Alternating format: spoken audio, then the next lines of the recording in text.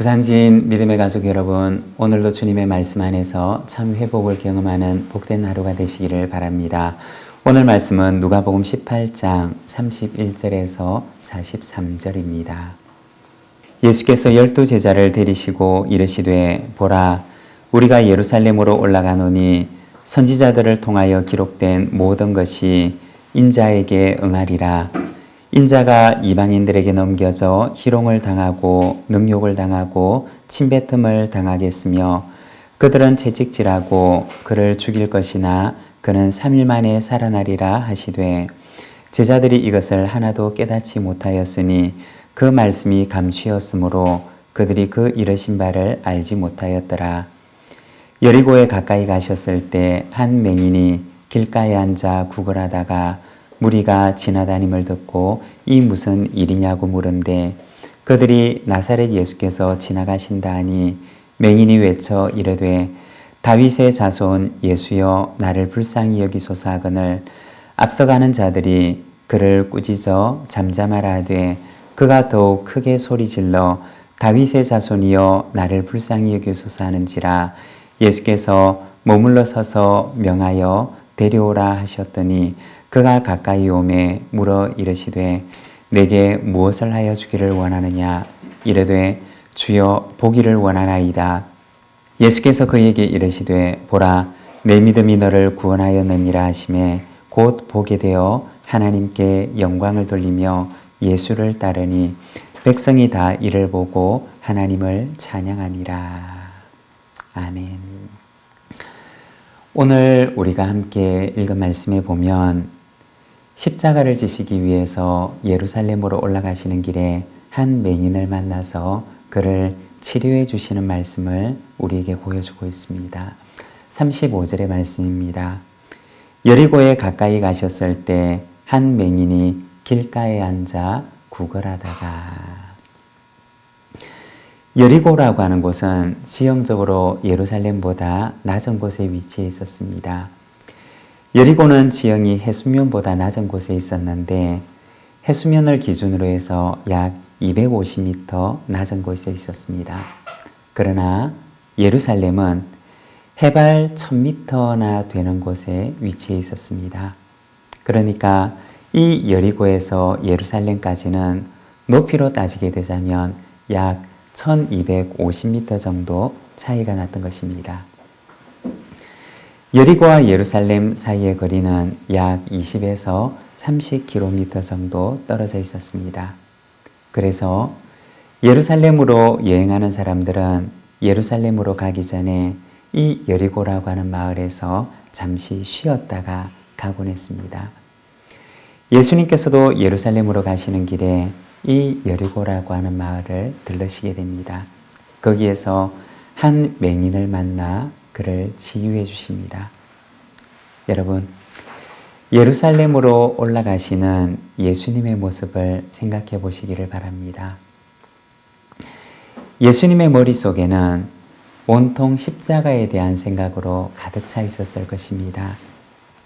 예수님의 공생애가 다름 아닌 바로 이 십자가를 향해 있었기 때문입니다. 어쩌면 이 여리고쯤에 이르르셨을 때에는 아무도 만나고 싶지 않았을 수가 있을 것입니다. 왜냐하면 너무나 많은 일들이 예수님 앞에 놓여 있었기 때문입니다. 그러나 우리가 말씀해 보면 십자가를 향해 가는 그 순간까지도 예수님께서는 목자의 마음을 잃지 않으십니다.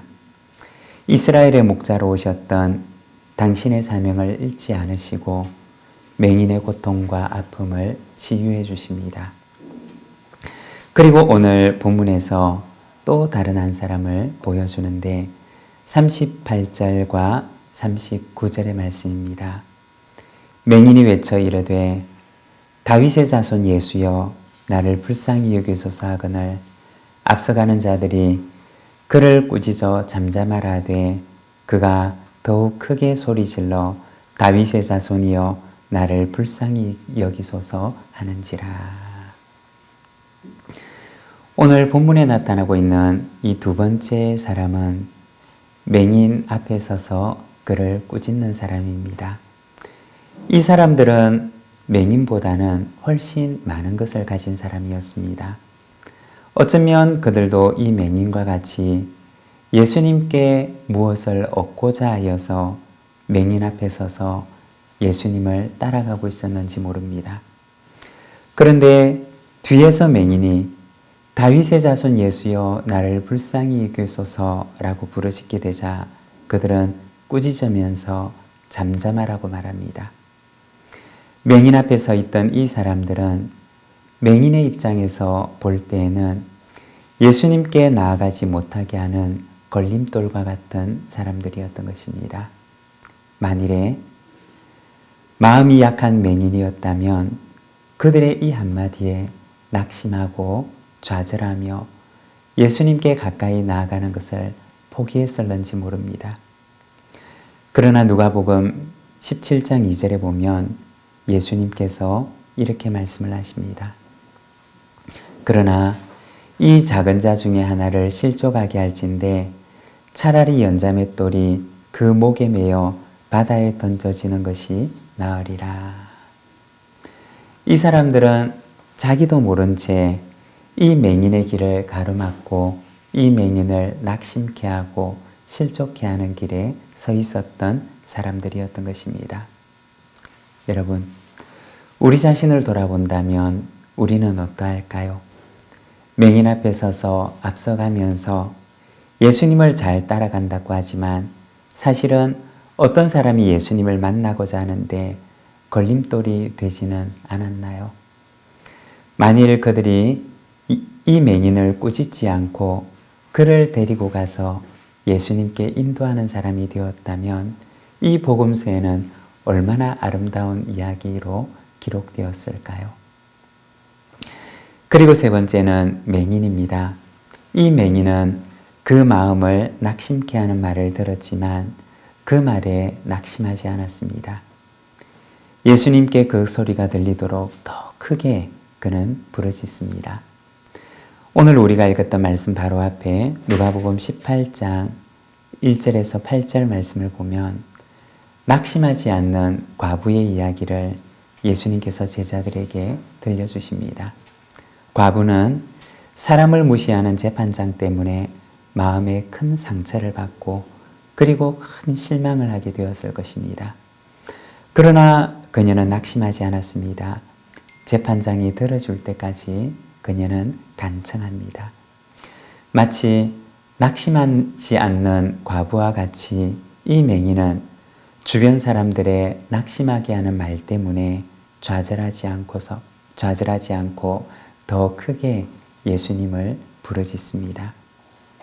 예수님께서는 그에게 말씀하십니다. 42절과 43절입니다. 예수께서 그에게 이르시되 보라 내 믿음이 너를 구원하였느니라 하시매 곧 보게 되어 하나님께 영광을 돌리며 예수를 따르니 백성이 다 이를 보고 하나님을 찬양하니라. 예수님께 온전히 치유받고 예수님을 따르는 사람이 되어 많은 사람들이 그를 통해 하나님께 영광을 돌리는 사람이 됩니다. 사랑하는 여러분, 낙심하지 말고 하나님께 부르짖으며 하나님께 나아가시기를 바랍니다. 때가 이름에 결실하여 아름다운 열매로 하나님께 영광을 돌리게 하실 줄로 믿습니다. 기도하겠습니다. 하나님 아버지, 은혜를 감사합니다. 오늘 주님의 말씀을 통하여 십자가를 향해 가는 그 길 가운데서도 목자의 마음을 잃지 아니하시고 이 가련한 맹인을 치유하시고 그를 회복해 하시는 우리 주님의 모습을 바라봅니다. 주님, 오늘 우리에게도 이 마음을 허락해 주셔서 참 빛을 알지 못하고 주님을 바라보지 못하는 이들을 주님께로 인도할 수 있는 자가 되도록 주님 붙들어 주시옵소서. 주님, 우리를 위하여 기도하오니 하나님, 참으로 우리가 누군가에게 걸림돌이 되는 자가 되지 아니하게 하시고 그를 주께로 인도하는 안내자와 같은 자가 될 수 있도록 주님 은혜를 베풀어 주옵소서. 낙심치 않고 부르짖었던 맹인과 같이 우리에게도 그와 같은 믿음을 허락하여 주시어서 우리의 기도에 반드시 응답하시는 하나님의 선하심을 오늘도 우리가 기억하며 주님 앞에 나아가도록 붙들어 주시옵소서. 예수님의 이름으로 기도드립니다.